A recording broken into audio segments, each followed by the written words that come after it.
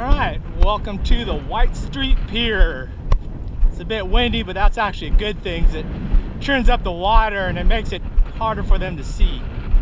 So we're going to see if we can catch a tarpon or two. Here's the rig I'm using. Got the Penn Conflict 4000. I've got my 7-foot medium heavy, or 7.5-foot medium calico jack, 10-pound braid, 15-pound short 1.5 a leader, 1/0 live bait hook, and this little tiny paddle tail, one of those that I got from that old school gift bag, soft plastics that I'm still chugging my way through. Here's an example of the soft plastics that I'm using. These are these little robo worms. I've got these set up for using as a fly setup to match the Plola worm hatch. They also really imitate a glass minnow. They're kind of just a soft plastic made for freshwater like bluegills and crappie that I just utilized because I had them. And then some of the old school paddle tails. This is just a real small size that I had in that grab bag of soft plastics. But it worked perfectly. Remember, these tarpon are feeding on just very small baits. Nothing big. You want it smaller the better. I've got them matched up with the little 1/0 live bait hooks because they're short shank, so they work really well. And the paddle tails, actually on both of them, I also just nose hook them, and that works fine. Got one on.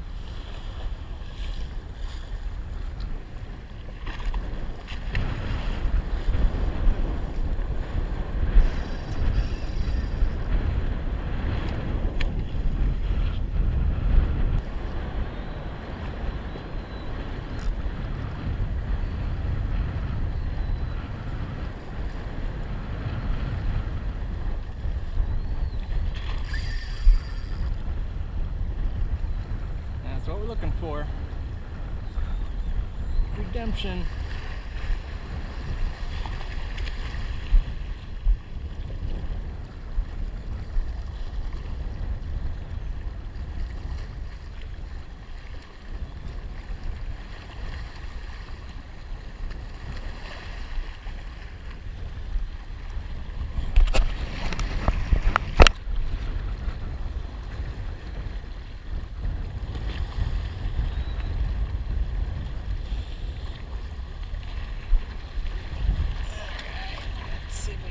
This dude up.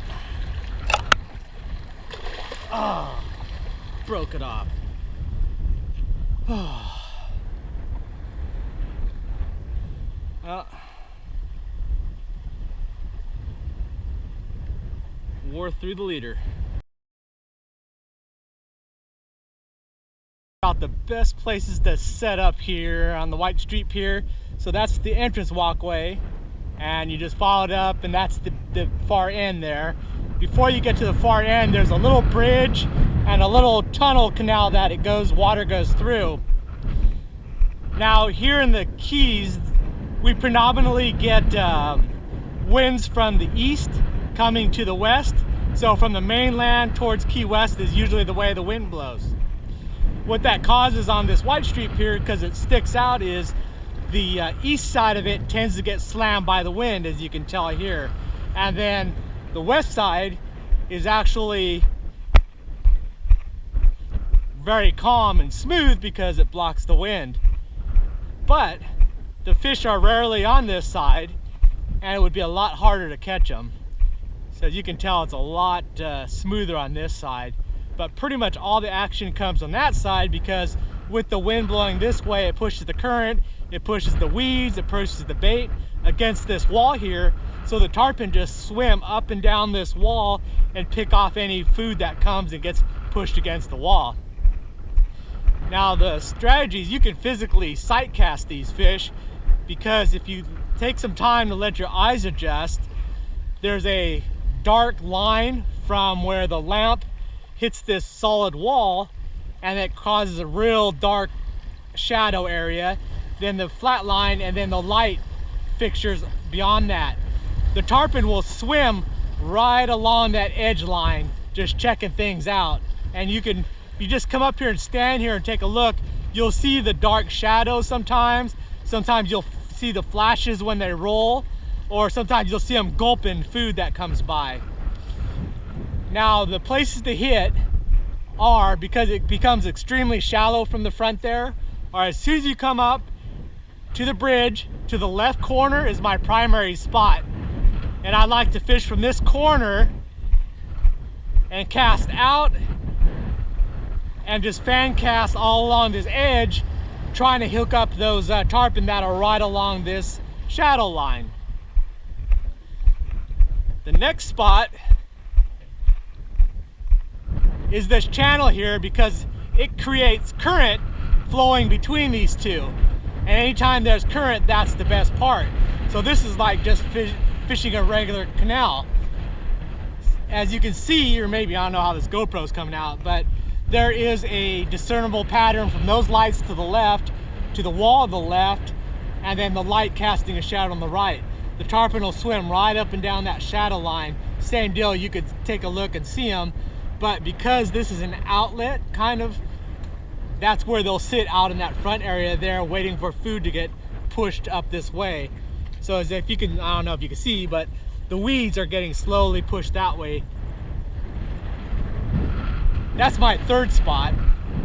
My second spot